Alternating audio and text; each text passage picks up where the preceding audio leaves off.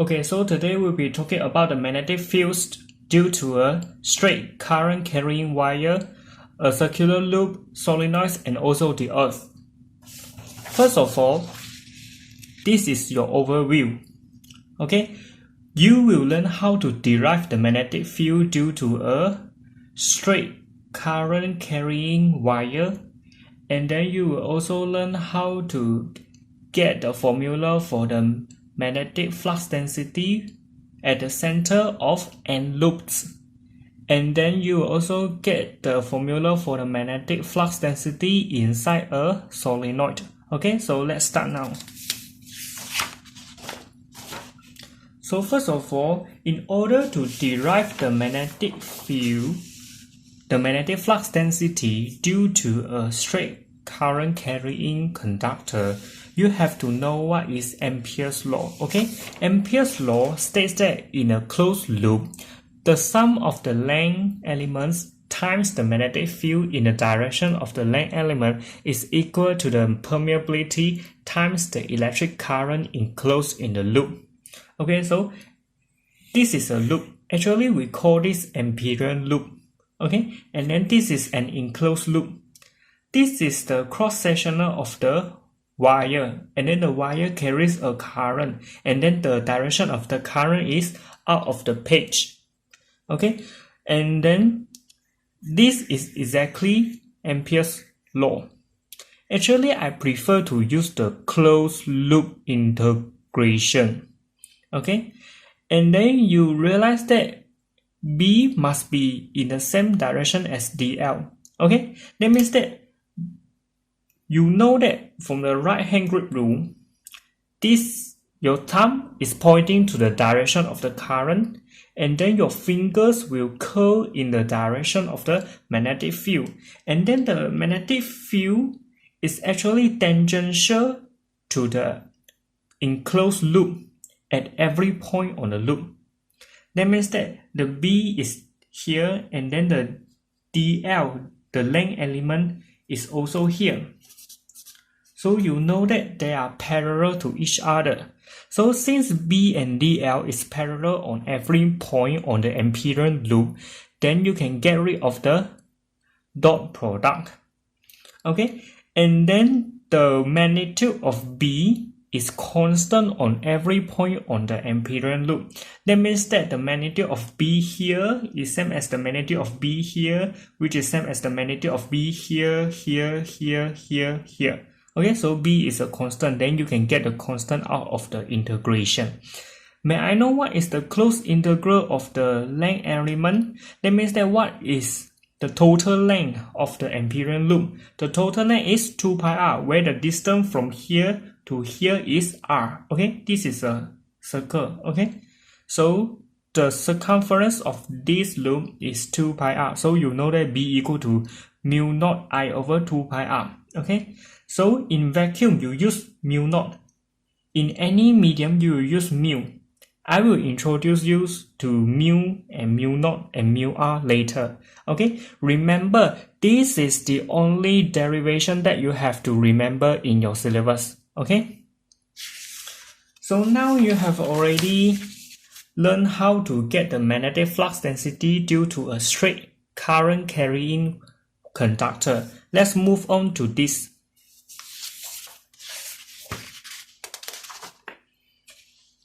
Actually, in your syllabus, you are only required to memorize the formulas. That means that you have to memorize that the magnetic flux density is equal to mu naught and I over 2r for n loops at the center of the loops. Okay, but then I need to show you the derivation, okay, so that you really know how they come around. But then in your syllabus, you have to memorize only. So if you don't want to learn, then you can straight away skip this part. Okay, the Biot-Savart law is like this. The theta is the angle between the length element and also the distance between the length element to the point of the magnetic field. Okay, that means that the theta is 90 degree. Sine 90 degree equal to 1. Okay, so this is dB only. When you want to find the total magnetic field, that means that dB is the magnetic field contributed by this length. dB is the magnetic field contributed by this length. dB is the magnetic field contributed by this length. And then you want to sum all the dB. Okay, the summation of all the dB is the total magnetic flux density at the center of the loop. Okay, so you need to do your integration. And then you realize that the mu naught is the constant, current I is also a constant, the R, the distance between here to here is also a constant on every point on the loop. Okay, so you can get the constant out of the integration. And then may I know what is the total integral of the length of this loop? The circumference of this loop is 2 pi r. Okay, so for one loop, the magnetic flux density is like this. For n loops, that means that n is the number of the loops here. You straight away multiply this formula with capital N. Okay, so in your syllabus, you only need to memorize. Okay, so I suppose you need to memorize this term right now. Okay, the magnetic field strength in the center for n loops is this mu naught Ni over 2r. Remember, this is only at the center. Okay, you do not learn how to find B at this point, at this point, at this point, at this point, at this point, at this point, at this point, at this point. You only learn the B at the center of the loop. Okay, because even if you want me to find out the magnetic field at any point you like, I'm sorry that I'm not able to do so because it's a not symmetric case. So it's very difficult for us to learn how to figure out the magnetic field at every point when the case is not a symmetrical case. Okay, but then if you want me to find out the magnetic field density, the magnetic flux density at the center, then it is very easy because it is very symmetric. Okay, that means that the dB contributed here and the dB contributed here and the dB contributed here, they are all the same. Okay. Okay, so just now you already learned that B equal to mu naught Ni over 2R at the center of n loops. Then now we learn how to get the magnetic field strength, the magnetic flux density inside the solenoid. Okay, actually in your syllabus, you are required to straight away memorize that the magnetic flux density is equal to mu naught Ni inside the solenoid. Okay, first of all, I think you need to take a look at this figure. You realize that the magnetic flux density inside the solenoid is a constant. That means that they are very uniformly placed. Okay, so you know that B is a constant inside the solenoid. But then when the magnetic field gets out of the solenoid, you know that the magnetic flux lines are dispersed away. Okay, for example, you know that the magnetic field strength here is very strong and then the magnetic field strength here is very weak because there are less lines in this region and then there are a lot of magnetic lines in this region. Okay, and then when we want to cut open the solenoid, it will look like this. Okay, that means that when you cut open the solenoid, this is a cross-sectional area of the solenoid that you will see. And then recall that right-hand grip rule. For this case, when you use your right hand and then your thumb points along the direction of the current, then your finger will curl in the direction of the magnetic field. Okay, so you know that the magnetic field will point in this direction which is an anti-clockwise direction. If you put a compass here, then the needle will point along the direction of the magnetic field lines. And then you actually notice that B equal to mu naught I over 2 pi r.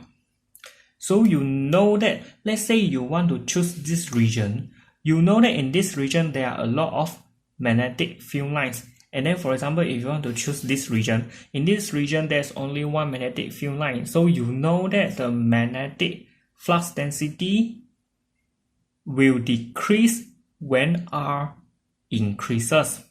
Okay, so actually you notice that I purposely draw the lines are very close here, and then the lines are further away when the distance from the wire is increased. Okay, so same as here, B equal to mu naught Ni over 2R. This is the current carrying loop. You use a right hand grip rule.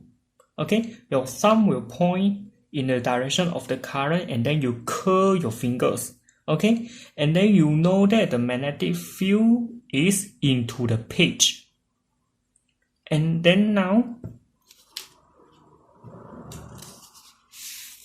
when you cut open the solenoid, you will realize that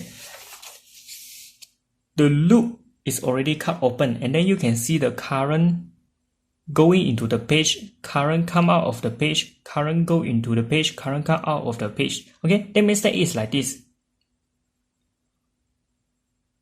Okay, this is a solenoid. And then when you cut open the solenoid, and then you use your right hand grip rule, you can find out the magnetic field. Okay, so you know that the magnetic field will point along this direction. Okay, and then now you do an Amperian loop.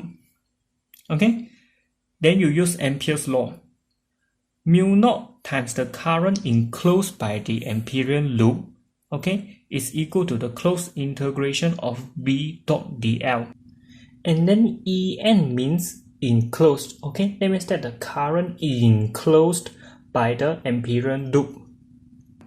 Okay, the dl is the line element here, here, here, here, here, here, here, here, here, here, here, here, here, here, here, here. Okay, so dl is the line element on the Amperian loop. Okay, and then the current enclosed by the Amperian loop in this case is 2I. Okay, because this is the current that enclosed by this loop.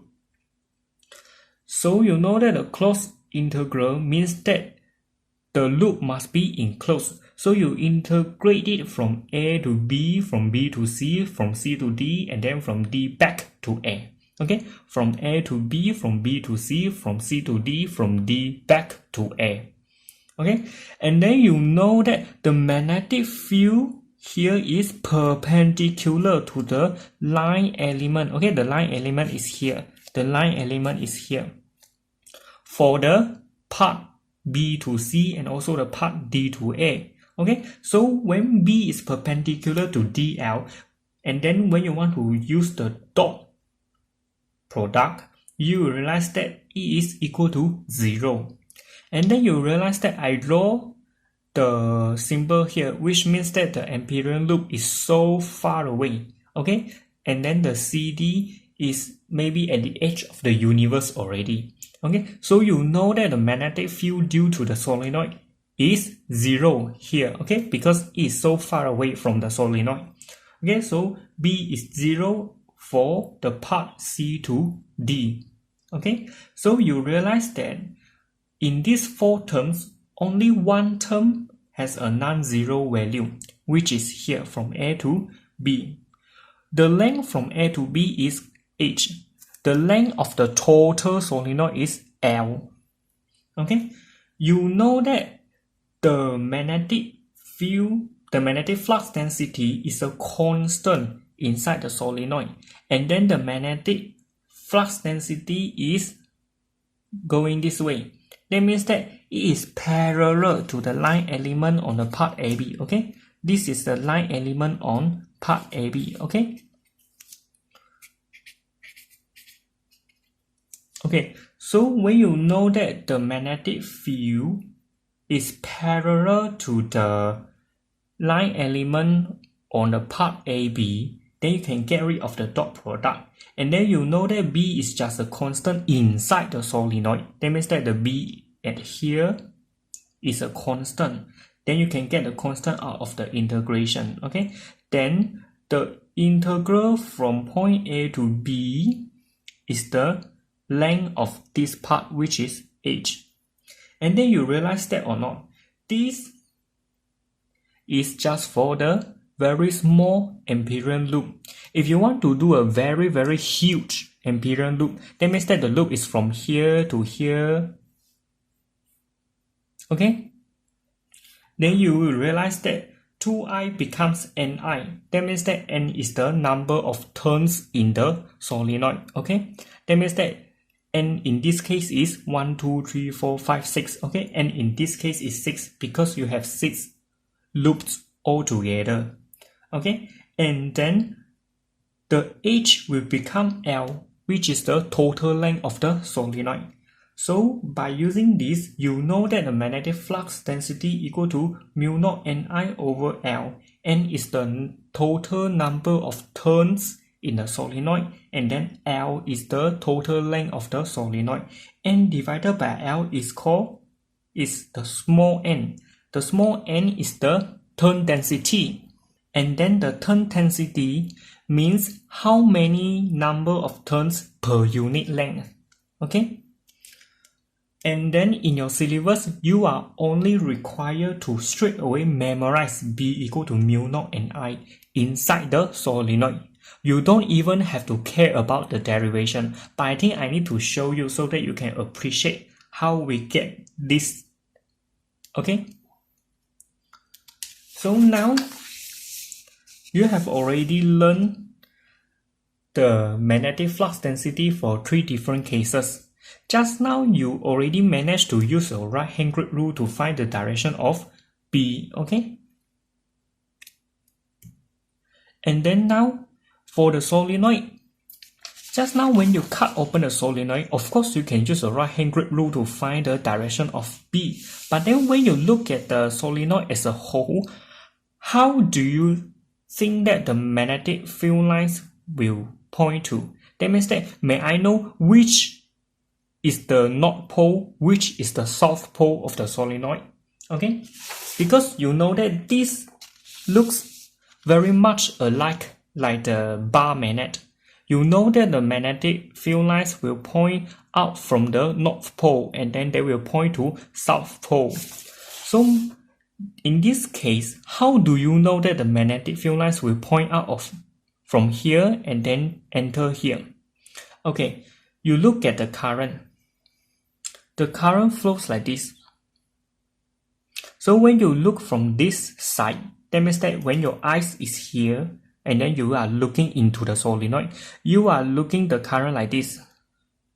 Okay, and then they are in the anti-clockwise direction.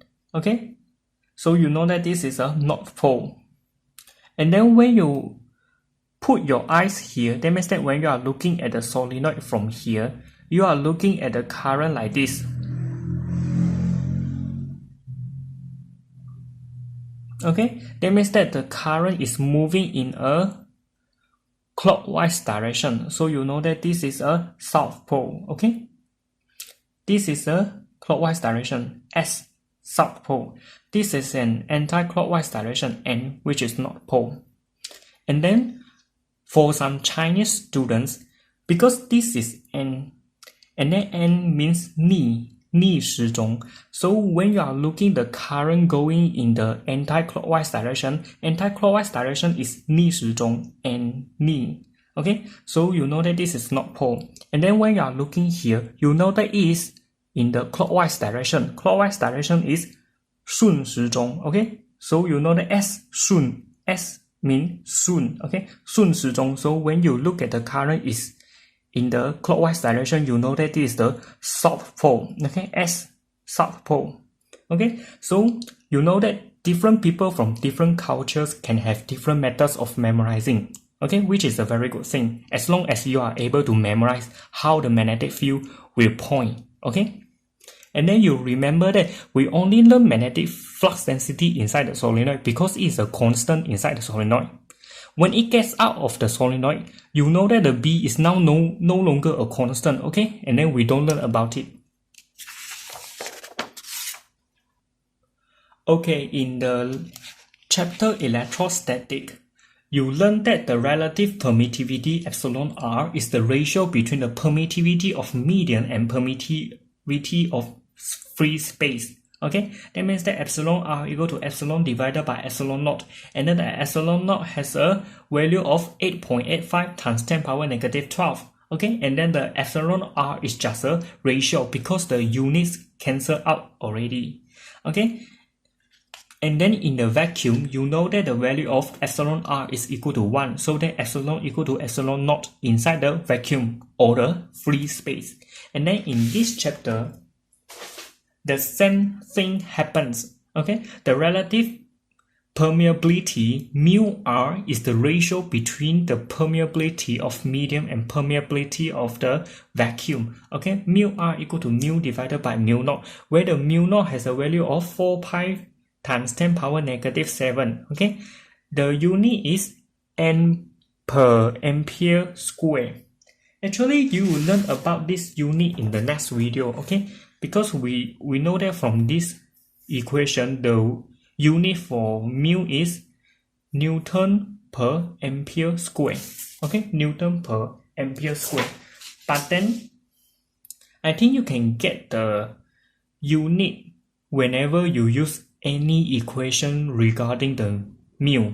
Okay, so I don't think the unit should be a big problem. Okay, and then the mu r is just a ratio. Okay, because the units cancel out. That means that the unit of permeability of medium cancel out the unit of permeability of free space. Okay, so just now you learned that these three formulas for the three different cases. Okay, and then they are all mu naught, right? Let's say now you put a certain medium inside the solenoid. Let's say now you put the N loops inside a certain medium. Let's say you put this straight current carrying wire inside any medium. Then you just simply change the mu naught into mu, where mu equal to mu r times mu naught. Okay, you just simply change anything regarding mu naught into mu only. Okay. Okay, you realize that actually in your syllabus, you only learn about the magnetic flux density of these three different cases only. But then I want to show you the magnetic flux density on the Earth because I want you to learn how to induce something in physics. You know that just now in three different cases, the similarity is that they all have some currents. Okay, this has a current, this also has a current, this also has a current. So why do you think the Earth has its magnetic field? That means that do you simply think that there is a large permanent bar magnet inserted inside the Earth? Of course not, right? So inside the Earth, the temperature is so high and then the pressure is so high, and then you know that the core of the Earth is in liquid form, and then we have a lot of liquid metal inside the core of the Earth. For example, we have a lot of liquid iron, liquid nickel, liquid aluminum inside the Earth. And then you know that the Earth is spinning, so you know that inside the core, all the liquids are also moving. So when they are moving, you know that they are moving charges. Okay, and then when they are moving charges, then only you have your Earth magnetic field. Okay, so the importance of me showing this is I want you to think, since we have the moving charges, then only we have the magnetic field. Therefore, we know that the Earth has its magnetic field. Therefore, we can induce that there must be some moving charges inside the Earth. Okay, let's do some questions. Two parallel conductors P and Q carrying equal currents of 2 ampere in the opposite directions are shown. What is the magnetic flux density at point R? Okay, first of all, you need to think that which formula you want to use. Okay, the formula that you want to use is of course this one, okay, because this is a straight current carrying wire. Okay, so you know that the current for this is into the page, and then when you use a right hand grip rule, you know that the magnetic field due to P at point R is a downward direction, okay, downward direction, and then the magnetic field due to the point Q, the wire at Q is upward direction, so that they can cancel out each other. Okay, so you know that the magnetic flux density can be cancelled out, and then the net magnetic flux density at point R is this. Three long parallel wires carrying equal currents into or out of the page at points P, Q, and R at equal distance from the origin is shown. Which currents in the wires will produce a magnetic field at the origin in the direction of OX? That means that I want the magnetic field is in this direction. Okay, so you know that if you want your magnetic field is in this direction, that means that the current in this Q must be out of the page. Okay, so these two combinations are not correct. Okay, so when the current at point Q is out of the page, you know that the magnetic field here is in the horizontal direction. But then you know that the current at this point and also at this point can cause the magnetic field to act upward or act downward. But then I don't want the magnetic field to be in upward or downward direction. Therefore, the direction of current in these two must be the same. That means that when P is into the page, then R is also into the page. Or when the P is into the page, then R must also be into the page. Okay, so this is a good combination. This is also a good combination. Okay.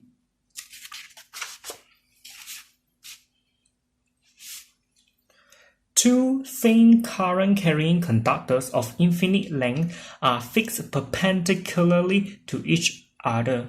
Find the magnetic flux density at point P. Okay, by using the formula of B equal to mu naught I over 2 pi r, you can find the magnetic flux density due to the two conductors, and then you use a right hand grip rule. You know that the magnetic field due to this wire is out of the page at point P, and then the magnetic field due to this wire is into the page. Okay, so they will cancel out each other, okay, instead of adding up each other.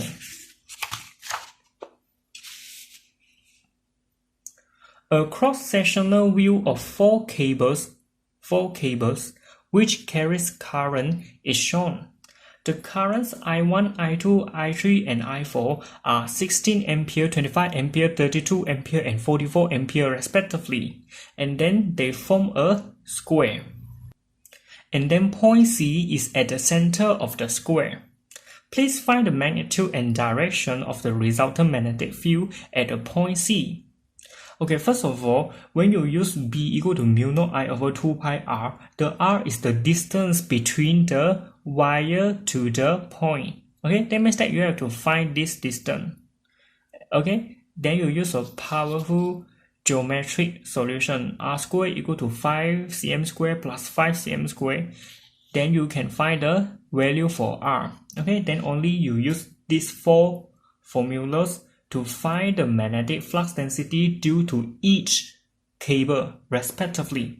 Okay, and then after you have found the magnitude, you use your right hand grip rule. That means that the current I1 is into the page. Then the magnetic field due to current I1 is B1, and then B1 is in this direction. Okay, and then for example I2, the current I2 is out of the page. Therefore, the magnetic field due to the magnetic flux density due to I2 is in this direction. Okay. Then also you find the direction of these two fields respectively. Okay. Then you realize that B1 and B3 can be added up, and then B2 and B4 can be added up. And then one more thing I want to tell you is that when you have found the numerical value right, for example, you want to plot B1 and B3 on the same direction. B1 is 4 point something, B3 is 9 point something, and then they are of the same order. So of course you know that you have to draw your B3 which is longer. You don't draw that B3 is shorter than B1, okay? Because B3 has a larger magnitude. And then by the same reasoning, B2 and B4 are in the same direction. You know that B4 is this magnitude and then B2 is this magnitude. So of course B4 is very huge compared to B2. So you have to draw your arrow such that the arrow of B4 is larger, okay? It's longer than the arrow of B2, okay? And then since they are in the same direction, then you sum them up respectively, okay? And then when you sum them out respectively, then you can use a powerful parallelogram, okay, to find the resultant magnetic field and also the direction, okay? You remember that this is a square, so the horizontal axis is here. The angle between the horizontal axis and this is 45 degrees because it's a square, okay? Then you use a powerful geometry to find the theta. Then you can know that the direction of the net magnetic field is how many degrees below the positive x-axis, okay, which is below the ground, okay. Two concentric coils of radii 2 cm and 6 cm respectively are shown. Each coil has 100 turns. Find the resultant magnetic flux density at the center O. Okay, so the moment you see coils, you know that you have to use this formula, okay? B equal to mu naught and I over 2R at the center of the loops, okay? Only at the center of loops are not available for any other point, okay? Okay, so you use this formula and then you use a right-hand grid rule. For this turn, okay, the current is here. So you know that the magnetic field will point out of the page due to this current. Okay, so you use a right-hand grid rule here. So you know that the magnetic field due to this current is into the page. Okay, and they happen to have the same value, so they can exactly cancel each other out. Okay, so there's no resultant magnetic flux density at the center. Two loops, loop 1 and loop 2, are arranged coaxially and on the same plane. Loop 1 has 30 turns with radius 40 cm and carries a current of 2 ampere in a clockwise direction, while loop 2 has 25 turns with radius 30 cm and carries a current of 4 ampere in an anti-clockwise direction. Find the resultant magnetic flux density at the center of two loops. Okay, by the same reasoning, you also find the magnetic flux density due to each loop. Okay, and then you use a right-hand grid rule, and then you know that the direction of the magnetic flux density due to the two loops are opposite direction, so you can cancel them. Okay.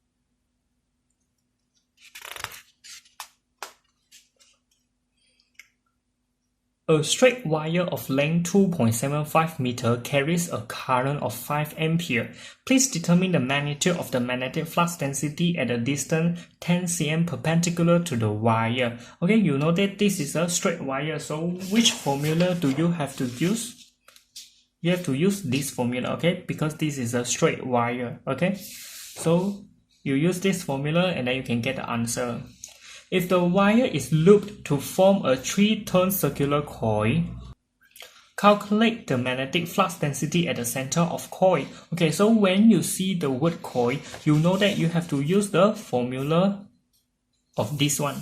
Okay, so okay, the wire has this length, and then you know that the wire is looped to form 3 turns. So you know that the radius of each turn is like this.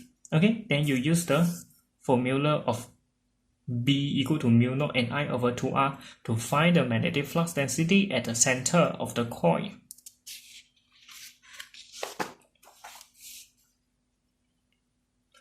A solenoid has 25 turns per centimeter and carries a current of 5 milliampere. An electron inside the solenoid moves in a circular path with a speed of 1.5 times 10 power 5 meter per second. Okay, determine the magnetic field strength inside the solenoid. First of all, you have to realize that you have to use B equal to mu naught Ni, okay? Because you want to find the magnetic flux density inside the solenoid, okay? So N is the turn density. That means that how many number of turns per meter. Okay, 25 turns per cm is equivalent of 2500 turns per meter. Make sure you change the unit to the standard unit first. Okay, and then you use this formula to find the value of B inside the solenoid. Determine the magnetic force on the electron. State the reason why the force does not increase the kinetic energy of electron. Okay, the magnetic force on a moving charged particle is BQV. You know that the magnetic force on the electron is perpendicular to the displacement of the electron, so no work is done, and then therefore no increase in the kinetic energy of the electron. Okay, so that the electron will have the same speed in a circular path forever. Sketch a vector diagram to show the direction of the velocity v, the magnetic field, and the magnetic force for the electron. Okay, remember that for a positively charged particle, FBV, okay, which is like this. But then, for the negatively charged particle, you know that the direction of the velocity is opposite, okay? That means that FBV, okay, is like this. You know that supposedly the F should be in this direction, but then since the electron is negatively charged, therefore the force is opposite to this direction, which is here, okay? So this is the vector diagram, okay? But then of course you can also use a right hand to find the direction of V cross B, okay? Actually, this part is supposed to be in the 16.1, okay? Because I taught you all these things in the video 16.1, okay? The magnetic force on a moving charged particle.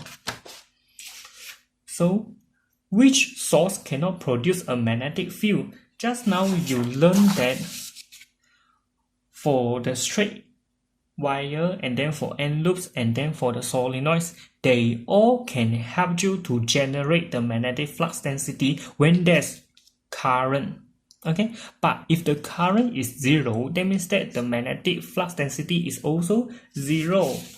And then you know that the earth has its own magnetic field. Okay, so a permanent magnet can also have a magnetic field. A conductor which carries current also have a magnetic field. But then a solenoid without current can never give you a magnetic field. Okay, so the answer is B. In the next video, we'll be talking about the magnetic force between two current carrying wires. Thank you.